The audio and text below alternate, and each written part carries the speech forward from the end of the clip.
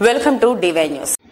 శ్రీరాములవారి కళ్యాణంలో పాల్గొన్న మాజీ ఎమ్మెల్యే ఎం పద్మాదేవేందర్ రెడ్డి దంపతులు శ్రీరామనవమి పర్వదినాన్ని పురస్కరించుకుని మెదక్ జిల్లా కేంద్రంలోని శ్రీ కోదండ రామాలయంలో బుధవారం ప్రత్యేక పూజలు నిర్వహించిన మెదక్ జిల్లా బీఆర్ఎస్ పార్టీ అధ్యక్షురాలు మాజీ ఎమ్మెల్యే పద్మాదేవేందర్ రెడ్డి అనంతరం స్వామివారి కళ్యాణంలో పాల్గొని పట్టువస్త్రాలు సమర్పించి స్వామివారి ఆశీర్వాదం తీసుకున్నారు.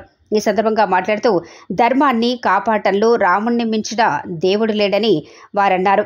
సీతారాముల విశిష్టతను కొనియాడారు. సీతారాముల పవిత్ర బంధం భావితరాలకు ఆదర్శమని, శ్రీరామచంద్రుని పాలన ప్రపంచ దేశాలకు స్ఫూర్తిదాయకమని కొనియాడారు. ఆ సీతారాముల ఆశీస్సులు తెలంగాణ రాష్ట్ర ప్రజలపై ఎల్లప్పుడూ ఉండాలని ఆకాంక్షించారు.